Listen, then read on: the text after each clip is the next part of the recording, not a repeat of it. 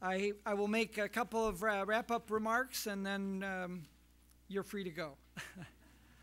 I promised at the beginning that I would collect and sort of edit and present some of the best ideas that followed up on my suggestion for the speakers to identify one big idea that would make a difference.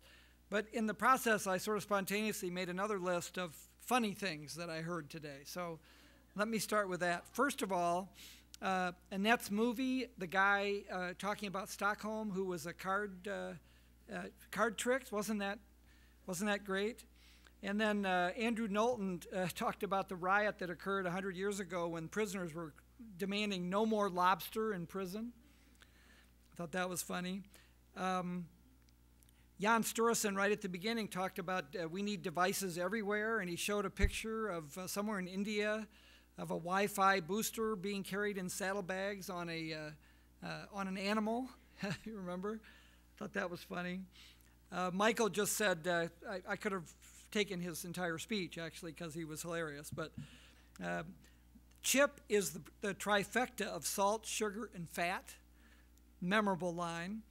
And, of course, the final line, broccoli is 43% less pretentious than kale. And finally, wasn't that surprise rap dance deal at 2:30, it belongs on the list. Now back on the ideas that I'll take away. You all have your own lists, but I was struck by what Andrew Rifkin said this morning about there are today 1 billion teenagers on Earth, and to think about the implications of that, not just for car accidents, but in other things. Second, Valerie Smith of Citi talked about securitizing and creating a warehouse for energy efficiency loans.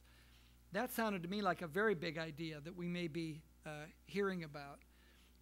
In the housing industry, they had this idea coming out of the Depression to take individual mortgages and securitize them and create bonds, which is what Fannie Mae and Freddie Mac are all about. So that could be a big idea, and it would be very beneficial, obviously, to bringing more money into the business of creating more energy-efficient buildings.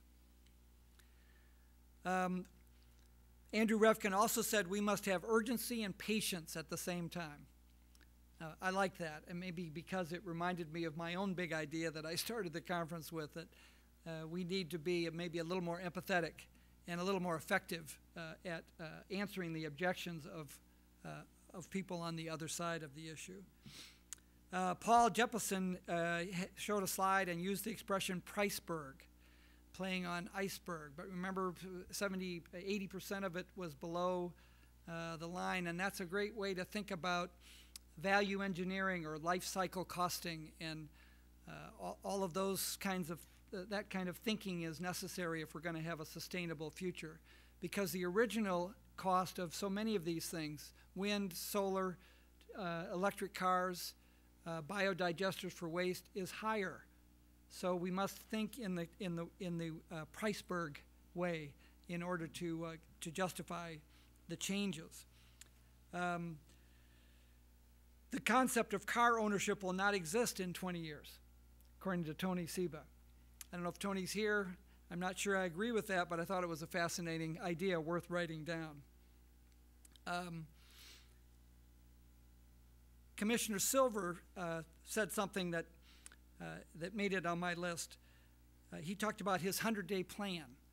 Remember when he and Mayor de Blasio first appointed him, and he had a 100-day plan, and included in that plan, he wanted 4 things that would demonstrate to citizens that there was a change. As a businessman, I've bought companies and we've had a 100-day plan. Any politician after an election has a 100-day plan. A student coming out of college and getting a new job should have a 100-day plan. But what I thought was interesting, because of the proliferation of 100-day plans, was his notion that such a plan should include 4 specific ideas that prove to your audience that a change is coming. And finally, Krister, in Steve Trigg's session just a few minutes ago, no more garbage trucks. It all gets sucked down with NVAC systems and taken away. Who knows how widespread that might be, but obviously he's successful at doing it in new cities where they can start from the beginning and build the infrastructure that allows that to happen. But imagine New York City with no garbage trucks. Anyway, that's my list. You've been very patient. I thought the audience was excellent, and I thought the speakers were stimulating. Thank you again to Renee and to Steve Trigg and the Swedish-American Chamber of Commerce. Thank you all for coming. Goodbye. And thank you, Mike. This is the man who single-handedly got us through this day, but more importantly, maybe single-handedly created almost $200 million of business between Sweden and the United States in sustainable technologies.